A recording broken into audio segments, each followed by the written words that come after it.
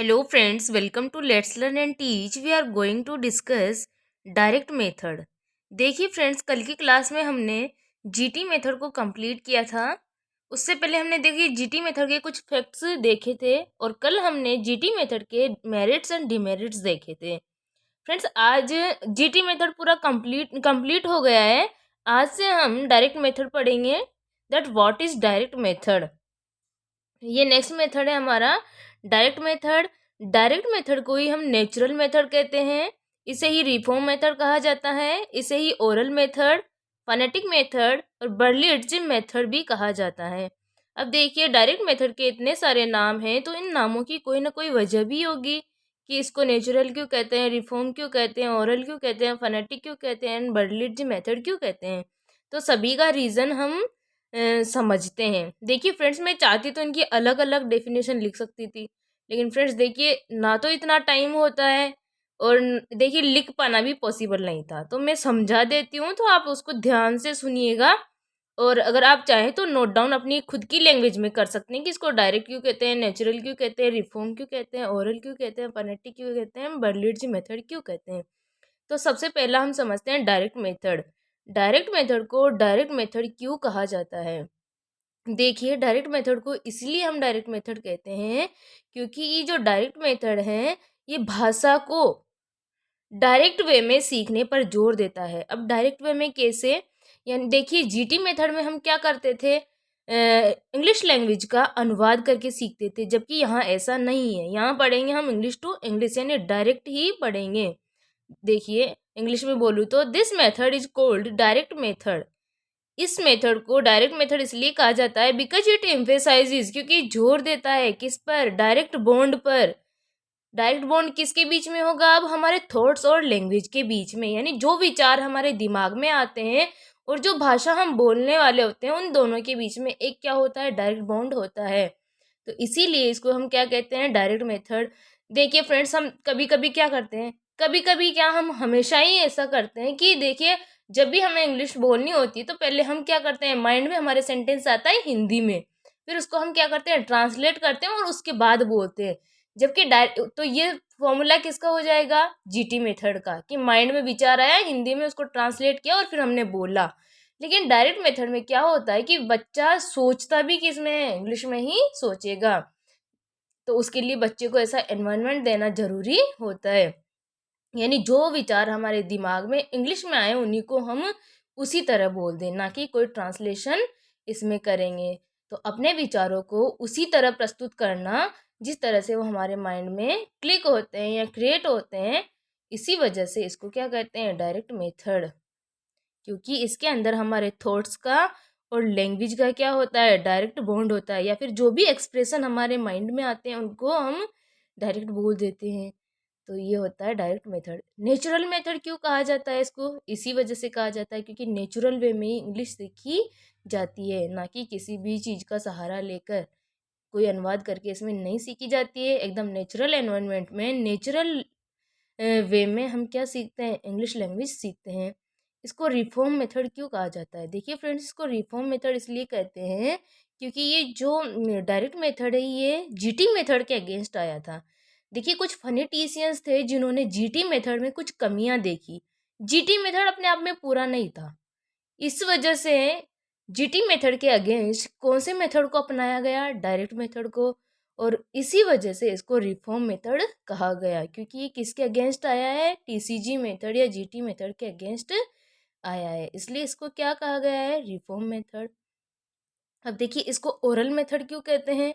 तो ये जो डायरेक्ट मेथड है, ये लिसनिंग और स्पीकिंग पर जोर देता है। इसको देखिए, इसमें बोलने की प्रैक्टिस ज़्यादा होती है। जब हम इंग्लिश लैंग्वेज उसी तरह प्रस्तुत करेंगे जैसे हमारे माइंड में आएगी, तो हम ओरली प्रैक्टिस ज़्यादा करते हैं, बोल बोल कर ज़्यादा चीज़ें सीखते हैं। लिसनिंग और स्पीकिंग पर इस मेथड में जोर दिया जाता है, इसलिए इसको हम ओरल मेथड भी कहते हैं। अब देखिए फ्रेंड्स, आप इसको कंपेरिजन करके पढ़िए। जीटी मेथड में किस पर जोर दिया जाता है, रीडिंग एंड राइटिंग पर, जबकि डायरेक्ट मेथड में किस पर जोर दिया जाता है, लिसनिंग एंड स्पीकिंग पर। और लिसनिंग एंड स्पीकिंग पर जोर दिए जाने के कारण ही डायरेक्ट मेथड को ओरल मेथड भी कहा जाता है। नेक्स्ट है फनेटिक मेथड। फोनेटिक मेथड इसको क्यों कहा जाता है? क्योंकि डायरेक्ट मेथड में प्रोनाउंसिएशन पर, स्ट्रेस पर, पिच पर, इन चीज़ों पर ध्यान दिया जाता है, यानी लैंग्वेज पर पूरी तरीके से काम किया जाता है। बच्चों को सही तरह से प्रोनाउंस करना सिखाया जाता है। लैंग्वेज को किस तरह हम अच्छे वे में यूज करके बोल सकते हैं, वो चीज़ें विद्यार्थी को सिखाई जाती है। इसी वजह से इसको क्या कहते हैं? Phonetic method. यानी इसमें प्रोनाउंसिएशन पर, विद्यार्थी के ओरली बोलने पर ध्यान दिया जाता है, इस वजह से इसको फोनेटिक मेथड कहते हैं। बर्लिट्ज मेथड, इसको बर्लिट्ज मेथड क्यों कहते हैं? क्योंकि एक बर्लिट्ज नाम के स्कॉलर हुए, विद्वान हुए, जिन्होंने इस डायरेक्ट मेथड को क्या किया? पॉपुलर बनाया। इस वजह से इसको बर्लिट्ज मेथड भी कहा जाता है। देखिए, अगर डायरेक्ट मेथड पर सबसे ज़्यादा काम किया है तो वो है बर्लिट्ज महोदय। तो इसी वजह से चार्ल्स बर्लिट्ज इनका पूरा नाम है, और इन्होंने ही इसको विकसित किया, इन्होंने ही इसको पॉपुलर बनाया। इस वजह से इसको बर्लिट्ज मेथड कहते हैं। यानी डायरेक्ट मेथड को सबसे पहले अगर किसी ने अपनाया था तो वो थे बर्लिट्ज महोदय, चार्ल्स बर्लिट्ज। इसी और उन्होंने इसका नाम खुद ने ही क्या रखा था? बर्लिट्ज मेथड। अब फ्रेंड्स देखिए, डायरेक्ट मेथड के प्रोफाउंडर कौन है? डीएम का मतलब है डायरेक्ट मेथड। आप कुछ और मत पढ़िएगा इसको, DM direct method. Profounder of direct method is doctor Michael West. कौन है प्रोफाउंडर इसके? तो डॉक्टर माइकल वेस्ट। देखिए, डॉक्टर माइकल वेस्ट ने डायरेक्ट मेथड को डायरेक्ट मेथड ना कहकर क्या कहा था? डायरेक्ट प्रिंसिपल कहा था। लेकिन डॉक्टर माइकल वेस्ट को हम इसका प्रोफाउंडर मानते हैं। लेकिन डायरेक्ट मेथड को सपोर्ट किस किस ने किया था? तो गोइन ने, सोवियर ने, फ्रैंक ने, Karl Albert Kruse and Charles Berlitz. देखिए, डायरेक्ट मेथड को सपोर्ट किस किस के द्वारा किया गया था, या डायरेक्ट मेथड के प्रोपोनेंट्स कौन कौन है, यानी इसके समर्थक कौन कौन है? तो Gouin, Sauveur, Frank, Karl Albert Kruse and Charles Berlitz. और चार्ल्स बर्लिट्ज द्वारा तो डायरेक्ट मेथड को पॉपुलर भी बनाया गया था। तो ये नाम ध्यान में रखिएगा कि किस किस के द्वारा इसको सपोर्ट किया गया, या डायरेक्ट मेथड के प्रोपोनेंट्स यानी समर्थक कौन कौन है। देखिए फ्रेंड्स, ये टर्मिनोलॉजी आपको याद रह जाए, इस वजह से मैंने इनको ऐसे ऑब्लिक लगा के लिखा है कि अगर एग्जाम में आपको ऐसे पूछता है कि who are the proponents of direct method, तो आप ये नाम देंगे। और ऐसे पूछ लेता है कि किसने डायरेक्ट मेथड को सपोर्ट किया, या बाय होम डायरेक्ट मेथड वो जो सपोर्टेड, तो आप फिर भी यही नाम देंगे कि Gouin, Sauveur, Frank, Karl Albert Kruse and Charles Berlitz. आपको पूछा जाए कि पॉपुलराइज्ड किसने किया डायरेक्ट मेथड को, तो चार्ल्स बर्लिट्ज। प्रोफाउंडर कौन है डायरेक्ट मेथड के? Doctor Michael West. अब देखिए फ्रेंड्स, डायरेक्ट मेथड की डेफिनेशन देख लीजिए। इट एम्फेसाइजेज या establishes direct bond between thought, idea and language. Direct method जो है ये किस पर जोर देती है, या किसको इस्टाब्लिश करती है? डायरेक्ट बॉन्ड किस किस के बीच में इस्टाब्लिश करती है? तो अपने विचारों, थॉट एंड आइडिया, यानी अपने विचारों और भाषा के बीच में डायरेक्ट मेथड क्या करता है? एक बॉन्ड को स्थापित करता है। एक्सपीरियंस एंड एक्सप्रेशन, यानी जो हमारे अनुभव होते हैं और जो हमारे भाव होते हैं उनके बीच में भी ये डायरेक्ट बॉन्ड स्थापित करता है। इसीलिए इसको क्या कहते हैं? डायरेक्ट मेथड कहते हैं। इसमें कोई भी अनुवाद नहीं किया जाता, कोई भी और तरीका इसमें नहीं अपनाया जाता है। इसमें केवल हमारे जो भी विचार है, हमारे जो भी भाव है, उनको उसी वे में प्रस्तुत करना होता है जिसमें हम जिस लैंग्वेज का हम यूज कर रहे हैं। यानी अगर हम इंग्लिश लैंग्वेज का यूज कर रहे हैं तो हमारे विचार भी उसी लैंग्वेज में होंगे, ना कि हिंदी से हम इंग्लिश में ट्रांसलेट करके बोलेंगे। The unit of language teaching is sentence. Direct method में लैंग्वेज टीचिंग की यूनिट क्या होती है? तो सेंटेंस होती है। देखिए फ्रेंड्स, जीटी मेथड में हमने देखा था कि यूनिट ऑफ लैंग्वेज टीचिंग क्या थी? वर्ड थी, लेकिन वहाँ पर भी सेंटेंस आया था। लेकिन सेंटेंस किसने बताया था वहाँ पर जीटी मेथड में टीचिंग की यूनिट? तो एपी होवर्ट। याद है आपको कौन था सेंटेंस बताने वाला जीटी मेथड में टीचिंग यूनिट? तो वो थे एपी होवर्ट महोदय। तो याद रखिएगा उसको कि जीटी मेथड की नॉर्मली अगर हम देखें तो लैंग्वेज टीचिंग की यूनिट वर्ड होती है, लेकिन एपी होवर्ट के अनुसार सेंटेंस होती है। बट हमारे डायरेक्ट मेथड में लैंग्वेज की टीचिंग यूनिट जो होती है वो सेंटेंस ही होती है, यानी इसमें वर्ड टू वर्ड कुछ भी चीज़ें नहीं पढ़ाई और सिखाई जाती है, जबकि जीटी मेथड में वर्ड टू वर्ड ट्रांसलेट करके पढ़ाया जाता है, यहाँ डायरेक्ट सेंटेंस यूज किया जाता है। नेक्स्ट है, it is called oral method because it Lay's on listening and speaking. देखिए, डायरेक्ट मेथड को ओरल मेथड इसलिए कहते हैं क्योंकि ये लिसनिंग और स्पीकिंग पर जोर देता है। Next, grammar is taught inductively. Direct method में ग्रामर किस तरह पढ़ाई जाती है, तो आगमनात्मक विधि से पढ़ाई जाती है, यानी एग्जाम्पल टू रूल पढ़ाई जाती है। ग्रामर किस तरह पढ़ाई जाती है, आगमनात्मक विधि से यानी एग्जाम्पल से रूल। पहले विद्यार्थियों को हम क्या सिखाएंगे, एग्जाम्पल बताएंगे, उसके बाद में एक रूल बताएंगे उनको, पहले उदाहरण से नियम की ओर, यानी विद्यार्थियों को पहले उदाहरण बताए जाएंगे, उसके बाद उनको नियम याद करवाए जाएंगे। जबकि फ्रेंड्स, जीटी मेथड में इसका जस्ट अपोजिट होता था।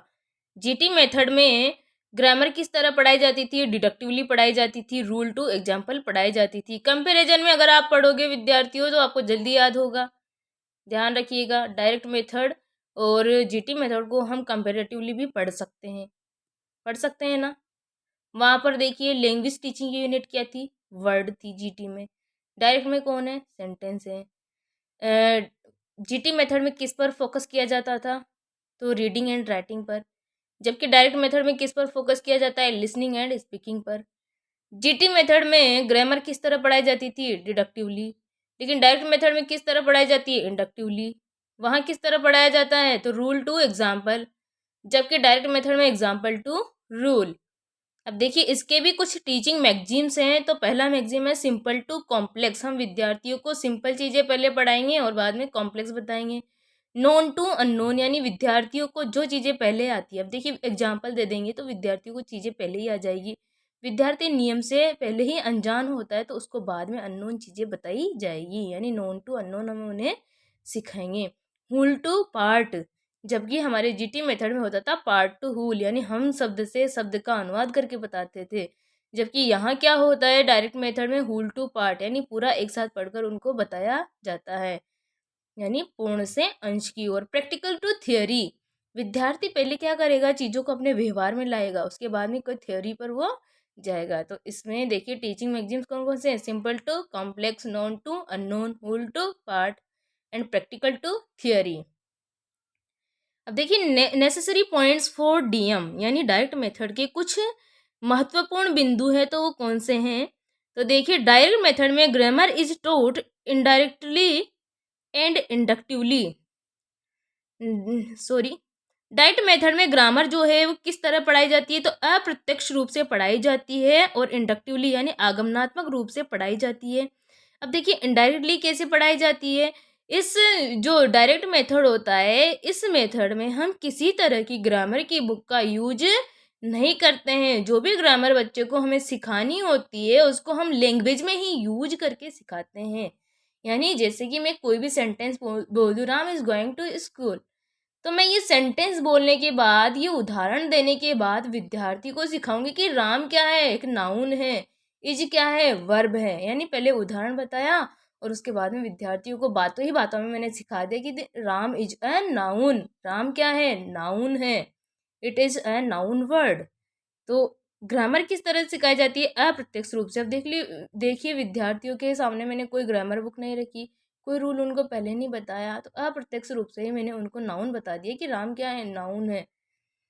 एंड इंडक्टिवली, और ये आगमनात्मक रूप से पढ़ाई जाती है।